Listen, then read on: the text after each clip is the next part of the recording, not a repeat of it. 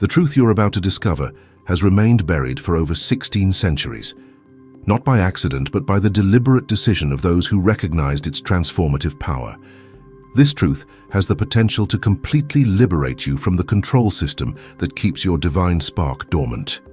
At this moment, as you listen to these words, something within you is already responding. That restlessness you feel in the early hours of the morning, that persistent feeling that there is something more beyond this material reality, that strange familiarity when you hear about higher spiritual realms, all of these are signs of the monad's call. In 1945, in the sands of the Egyptian desert near the city of Nag Hammadi, an extraordinary discovery brought to light texts that had been deliberately removed from Christian history. Among them were the Gospel of Thomas, the Gospel of Philip, and the Secret Book of John. These were not simply religious texts, they were practical manuals containing specific techniques that Jesus taught only to his inner circle. Techniques that allowed direct communication with the divine, without intermediaries, without elaborate rituals, without the need for an institution to interpret the message. And it is precisely for this reason that these texts were suppressed. The early church, in its quest for power and control, could not allow the faithful to discover that each of them carried within themselves a spark of divinity itself, a spark that once awakened would render any intermediary completely unnecessary. Have you ever felt that pressure in the center of your chest? That tight feeling that comes and goes for no apparent reason? It's not just your heart beating. It's your divine spark pulsing, waiting to be recognized, awaiting the moment when you will finally answer its call. The Gnostic tradition, preserved in these ancient texts, reveals a surprising truth about our reality. This material world was not created by the true God, but by an inferior entity known as the Demiurge, a being who, in his arrogance, believes himself to be the supreme deity. He created the material world as a prison, and his servants, the Archons, function as invisible guards. But these guards don't use chains or walls to keep us prisoner. They use something far more subtle and effective: frequencies. Fear is a frequency. Doubt is a frequency. That inner voice that constantly tells you that you're not good enough, that you don't deserve it, that you'll never succeed, that's an archontic frequency designed to keep your divine spark dormant. Gnostic texts call this condition the zone of forgetfulness, a state in which you forget your true origin, your divine nature, your connection to the monad. You forget who you really are. But the spark within you never forgets. It continues sending signals, trying to awaken you from the deep sleep of materiality, and at certain times the monad itself amplifies these signals. You experience this as inexplicable restlessness, as sleep disturbances, as moments of sudden clarity in the middle of the night, as a distancing from people who were once close, as a growing feeling that your old life no longer fits who you are becoming. These are not problems to be solved or symptoms to be medicated. They are being called. They are signs that the frequency of the monad is breaking through the archontic static that normally blocks your higher perception. Jesus knew these signs. He described them in detail to his closest disciples. He explained when they occur, how they manifest, what they mean, and most importantly, he provided precise tools to respond to these signs, not with empty prayers or blind submission, but with specific techniques that activate the divine spark and break through the archontic frequency. The Gospel of Philip speaks of a bridal chamber, an inner space where union with the divine occurs. This chamber is not a physical place, but a state of frequency that you can achieve through a specific practice. The early Gnostics were familiar with this practice. They carried it out in small groups, in secret, far from the growing power of the institutionalized church. And through it, they achieved something that no religious authority could control: the direct experience of the divine, without priests, without elaborate rituals, without intermediaries. The knowledge I'm about to share with you is not new. In fact, it is incredibly ancient. It was taught by Jesus to his closest disciples, practiced by the early Gnostic Christians, and then systematically eradicated from official history. But before revealing this technique, you need to be aware of something crucial. The Archons possess a sophisticated defense system. and this system doesn't operate outside of you. It works within your own mind.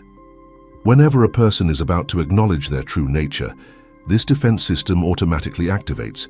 It generates doubt, creates distraction, and produces the impulse to divert their attention to anything else.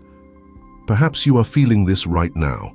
Perhaps a voice within you is saying, "This seems too simple to work," or "I'll listen to the rest later, I need to check my messages now."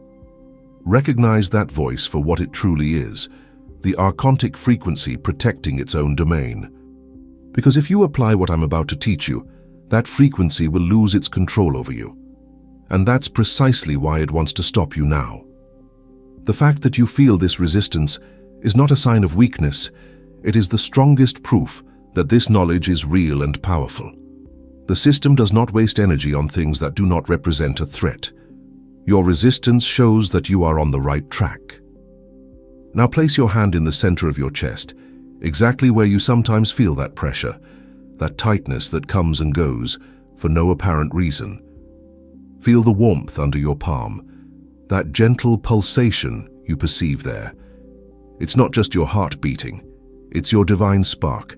It's the fragment of the monad, living, breathing, waiting within you. Do you notice? That subtle resonance, that silent, deep yes within you. That's your spark responding. Gnostic texts describe 3 levels of archontic control that keep their spark dormant. The first level is the noise level, the constant mental static, the inner monologue that never stops. Worries, plans, memories, judgments, an endless stream that holds your attention. This noise has a specific function, to prevent you from hearing the silence. And it is in silence that the monad speaks.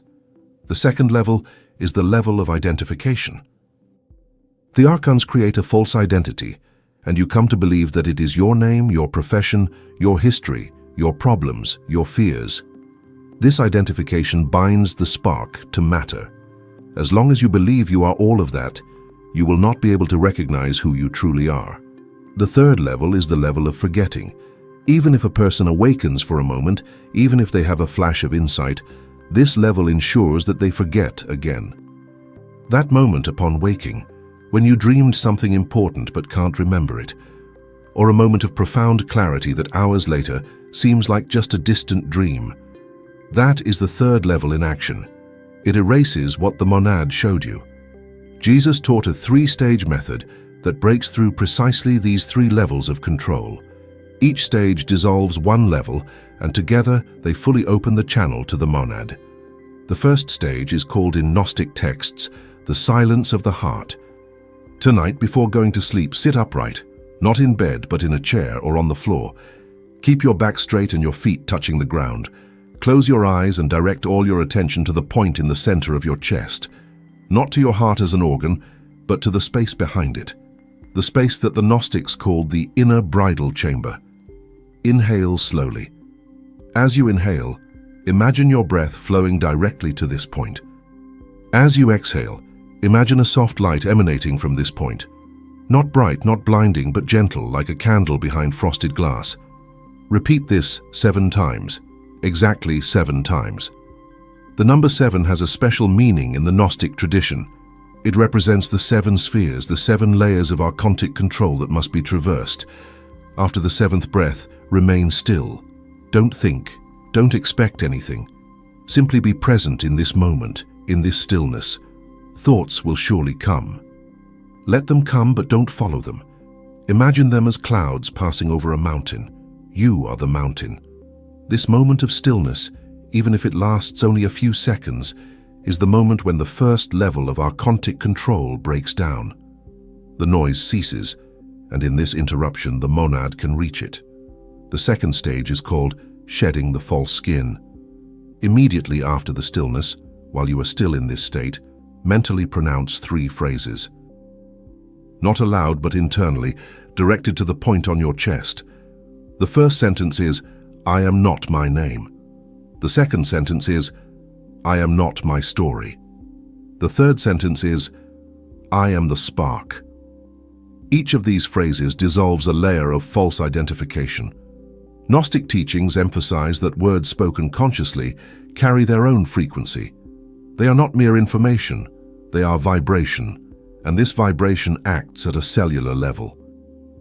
Your body possesses an electromagnetic field, and the center of this field is your heart. When you pronounce these phrases from the space of the heart, they alter the frequency of this field. The false skin that the archons placed around your spark begins to loosen. Say each phrase slowly. Feel it spreading through your chest. Between each phrase, pause for 3 breaths. There is no rush. The monad has waited eons for this moment. A few extra breaths will make no difference. The third stage is called the seal of remembrance.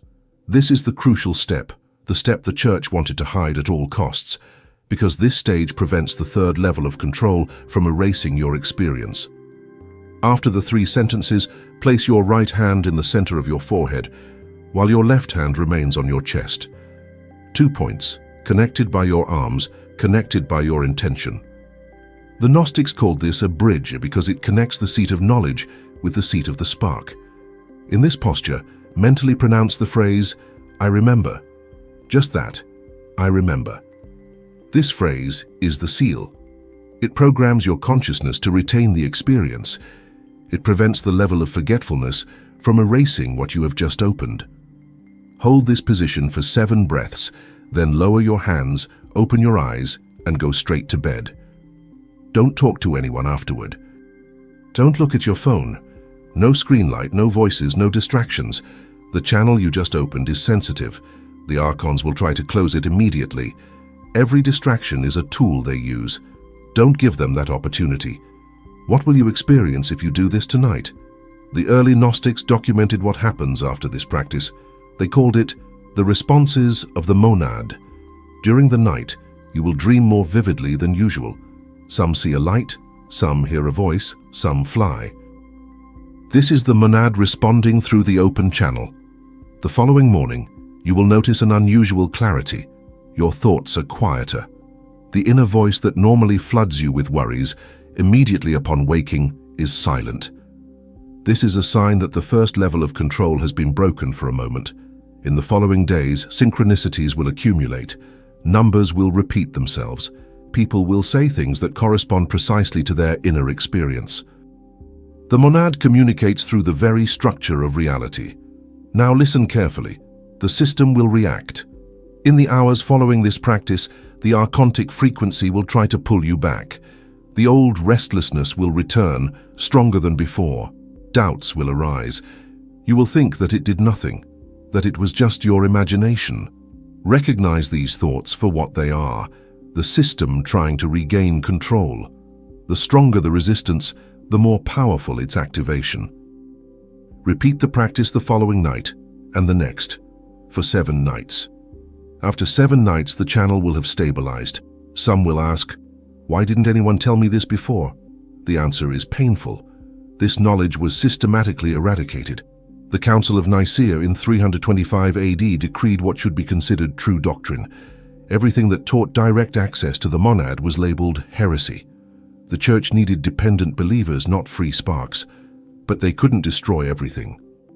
Texts survived in the desert sand, in forgotten monasteries, in secret circles, and now this knowledge reaches you, not by chance, but because you are ready.